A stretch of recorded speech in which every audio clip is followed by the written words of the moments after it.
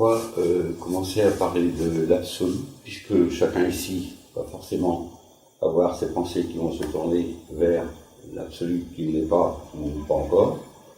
Et on nous dit aussi que si on pense à l'absolu, il s'en va vite.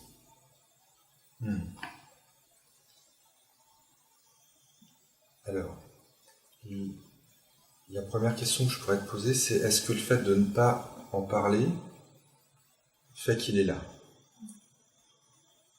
C'est-à-dire que... Non. Donc finalement, on n'a pas de grand risque. On peut y aller.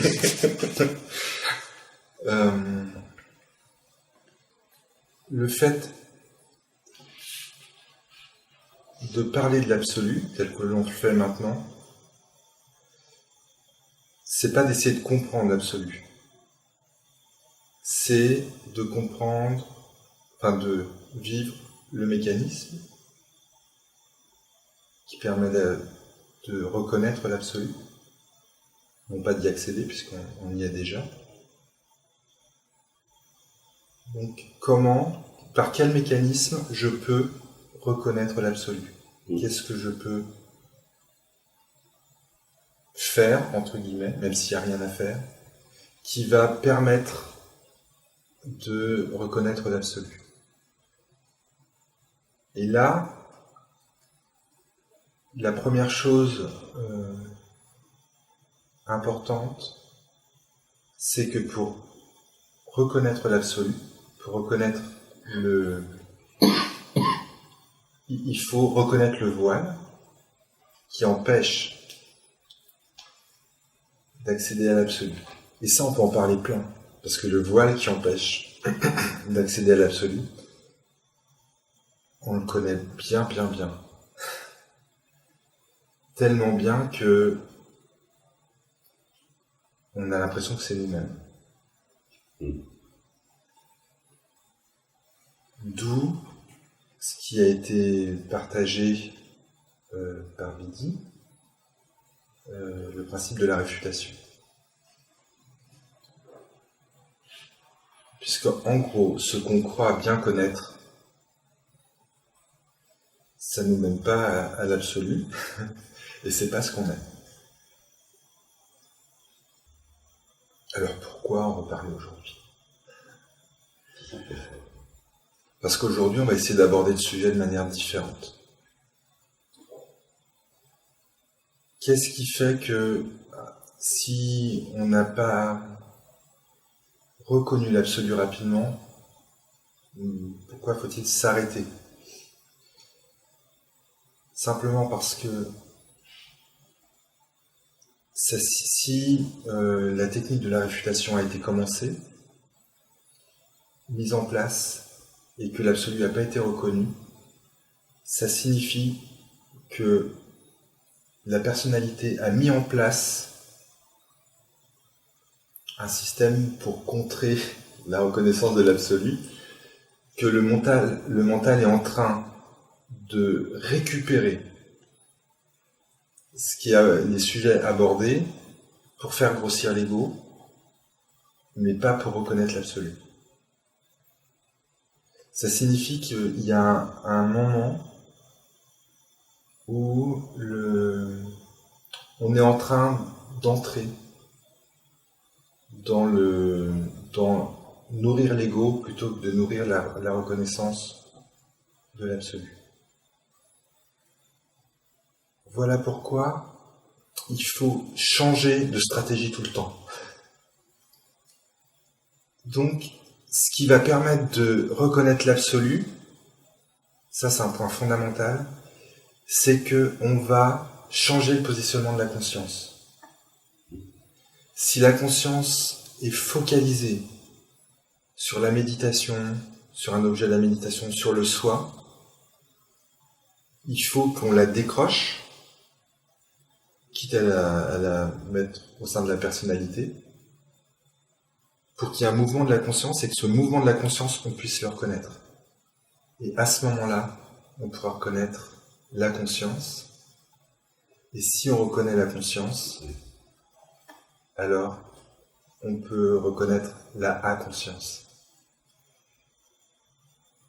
On avait déjà parlé de ça. J'en ai parlé effectivement au niveau de l'entretien. Et voilà pourquoi en parler différemment de ce qui a été fait peut amener ce mouvement de la conscience. Alors on pourrait se dire aussi, dans la même logique, pourquoi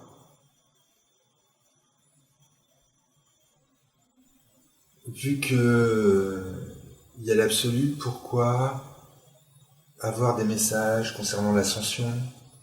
Pourquoi avoir des messages concernant l'être de différents intervenants? Et qu'est-ce que ça peut avoir à faire avec l'absolu? Donc ça, il y a déjà une réponse. Il a été dit rien. Et en même temps, moi j'ai envie de dire que ça donne des possibilités de déplacer la conscience.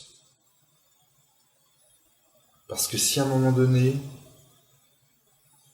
on est installé au sein de la personnalité et qu'on va en méditation ou avec une canalisation s'installer dans l'être, là il y a eu un mouvement de la conscience. Et dans ce mouvement de la conscience, il y a une seconde, un instant, où la conscience flotte. Et si on reconnaît cet instant qui se serait passé en une seconde, en un éclair, va se prolonger. Et si on arrive à rester en suspension,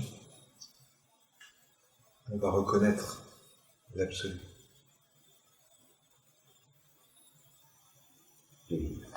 C'est pas facile de faire changer de place non plus à la conscience. Alors,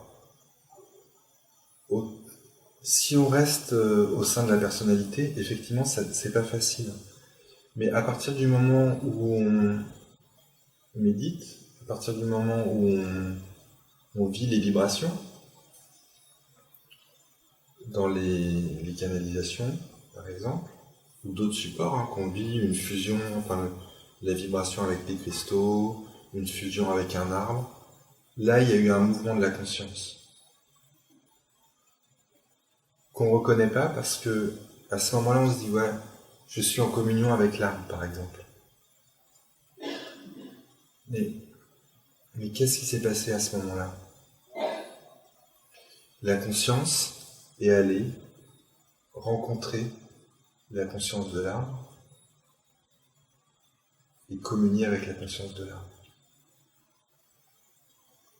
Donc des mouvements de conscience, il y en a beaucoup finalement.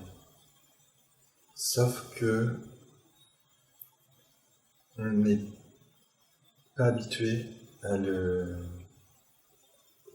on ne cherche pas vraiment à le reconnaître.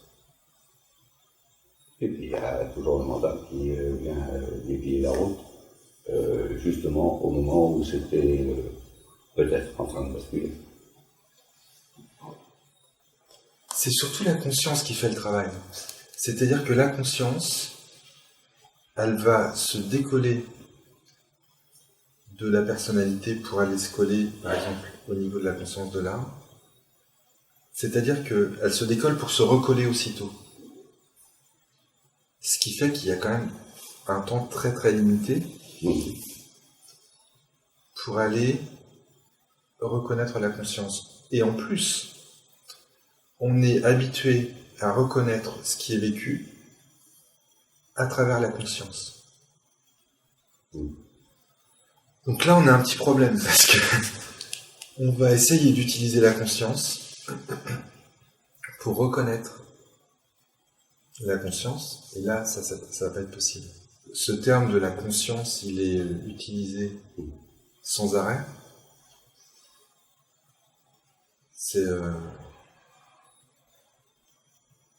Et je l'ai utilisé pendant des années, Le jour où j'ai reconnu ce qu'était la conscience, je me suis dit, mais de quoi je parlais quand j'utilisais le terme conscience? Parce que la conscience, j'avais vraiment l'impression que c'était quelque chose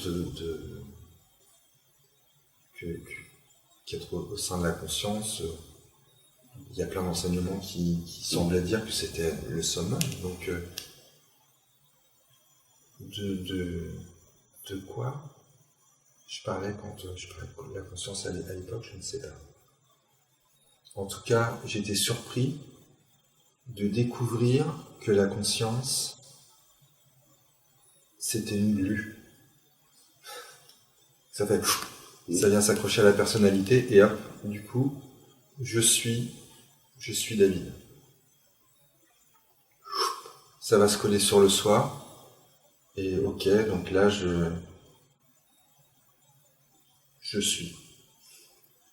Et donc c'est dans l'intervalle là-haut qu'il faut...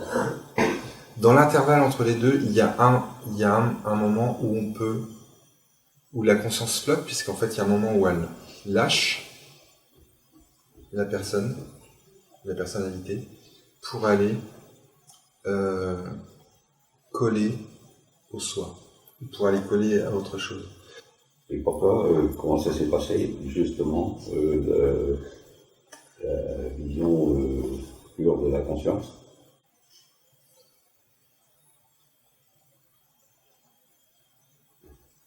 C'est la réalité.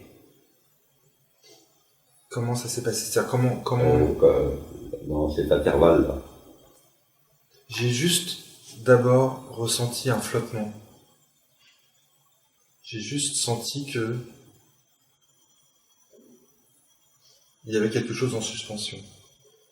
Et j'ai pas cherché à comprendre ce qui était en suspension. J'ai pas cherché à mettre de compréhension dessus. J'ai juste reconnu que là, il y avait un état que je connaissais pas et que j'ai pas cherché à me l'approprier.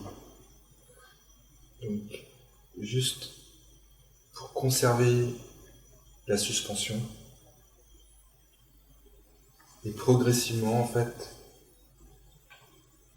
je crois que la première fois, c'est juste ça qui s'est passé. Juste maintenir la suspension. Et puis le lendemain ou le surlendemain, dans ce temps de suspension, qui du coup a été un petit peu plus long que d'habitude, j'ai vu le jeu de la conscience qui est en train de se décoller à un endroit pour aller se coller à l'autre. Et du coup, ça a complètement dissous son pouvoir de glu instantanément.